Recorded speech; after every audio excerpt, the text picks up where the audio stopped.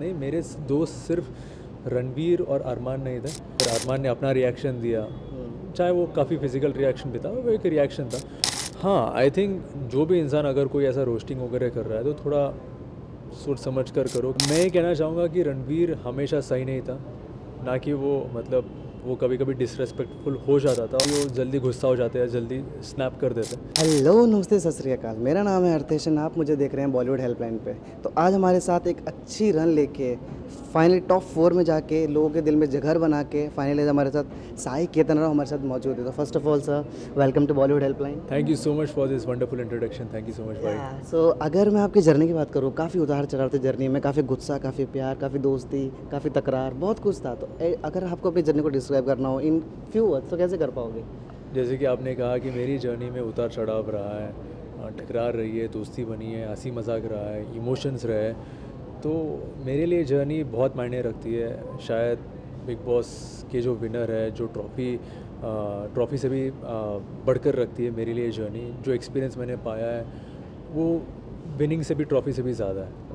रणवीर शौर्य और अरमान साहब की या फिर जो दोस्ती रही थी, तो कहीं ना कहीं जनता का ये मानना है कि आप उनकी परछाई बन के रह गए हो। कहीं ना कहीं अपने दोस्ती में इतना इन्वॉल्व हो गए कि आपने अपना गेम पे थोड़ा लेट ध्यान दिया। अगर आप पहले जानते तो शायद आपके हाथ में ट्रॉफी होती, आपके घर में ट्रॉफी होती। यार ये जनता ना, सारे जनता की मतलब ओपिनियन नहीं है ये।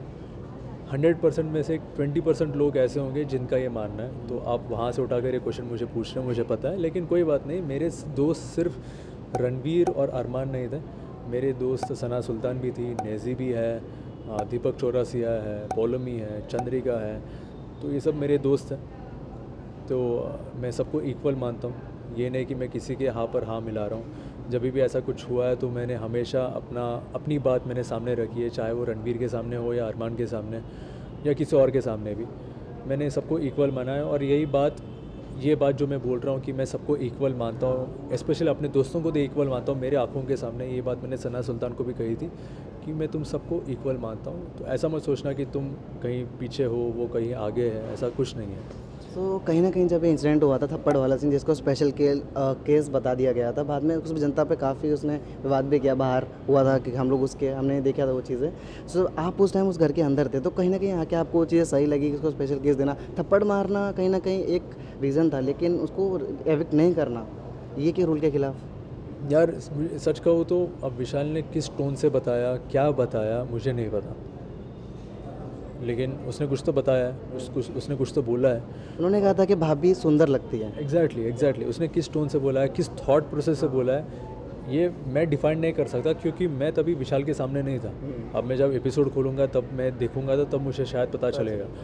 और उसने अपना रिएक्शन दिया, फिर विशाल ने, फिर वीकेंड के वार पर उसका खुलासा हुआ, और फिर अरमान ने अपना रिएक्शन दिया, चाहे वो काफ़ी फिजिकल रिएक्शन भी था, वो एक रिएक्शन था। और ये एक स्पेशल केस है, तो मेरा इसमें कहना जायज़ नहीं बनता, क्योंकि ये बिग बॉस का ही ओपिनियन था। बिग बॉस तो पूरे शो के करता धरता है। हाँ। तो अगर उन्होंने एक स्पेशल केस की तरह माना है तो स्पेशल केस की तरह ही माना है, तो मेरा इसमें कोई ओपिनियन नहीं है।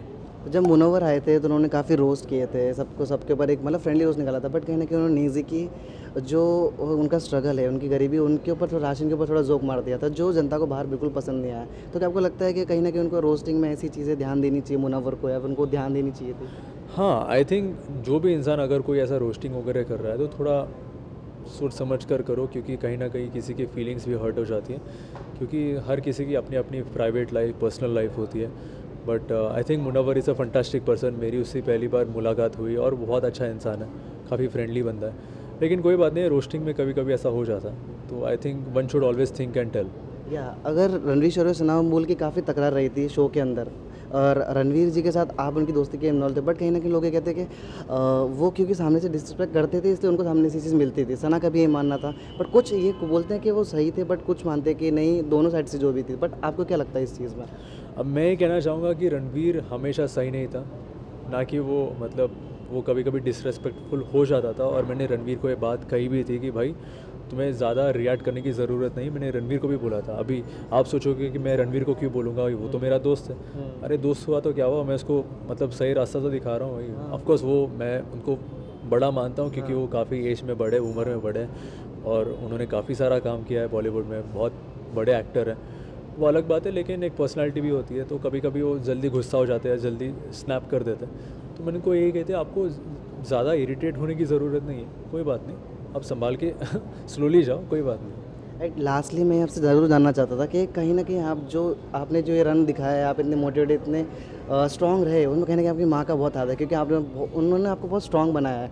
वो मैंने जितना जाना था कि वो 12-12 घंटे काम करती थी, उनका स्लीप साइकिल इतना सही नहीं था, तो कहीं ना कहीं कितना आप उनको क्रेडिट देते हो इस चीज़ का, कितना आपके दिल में रखते हो? दिल में क्या, मुझे तो लगता है कि पूरी सोसाइटी को एक जब एक लेडी काम करती है, अपने बच्चों के लिए करती है, तो सीखना चाहिए यार। आज के तारीख में मेल्स फीमेल्स दोनों एक साथ आगे बढ़ रहे सोसाइटी में, जो कि अच्छी बात है। दोनों को इक्वल अपॉर्चुनिटीज़ मिलनी चाहिए। बेफालतू के कमेंट्स नहीं करने चाहिए लेडीज़ के ऊपर, या किसी के पर्सनल लाइफ के ऊपर भी बेफालतू के कमेंट्स नहीं करने चाहिए। क्योंकि यार मैं तो चाहता हूँ कि इंडिया तरक्की करे आज के ज़माने में, बाकी सारे कंट्री से इंडिया तरक्की करे। तो ये तब होगी जब सोसाइटी समझे कि लेडी कितनी पावरफुल होती है। एट लास्टली जो आपके फैंस हैं, स्लेयर आर्मी, आपका ब्रॉडकास्ट चैनल मैंने भी ज्वाइन कर रखा है, मैं भी उसमें से एक हूँ, तो उनको क्या कुछ बोलना चाहोगे? क्या कुछ आ रहा है आपकी तरफ से नया जो जनता देखने वाली है? रिगार्डिंग अपकमिंग प्रोजेक्ट्स में जल्दी बताऊंगा। ऑफ कोर्स काफ़ी सारे हिंट्स मैं वही बोल रहा हूँ कि काफ़ी सारी चीज़ें लाइंड अप है, मैं जल्दी बताऊंगा, जब वक्त आएगा मैं बताऊंगा। और तब तक मुझे ऐसे ही प्यार देते रहना। आप लोगों ने मुझे बहुत सारा सपोर्ट किया है बाहर से। जब मेरा पहला शो आया था मेहंदी रचने वाली, तब से लेकर बिग बॉस जर्नी तक आप लोगों ने मुझे बहुत सपोर्ट किया, और ऐसे मुझे सपोर्ट और करते रहना आगे भी। I love you all. Thank you so much guys, thank you so much.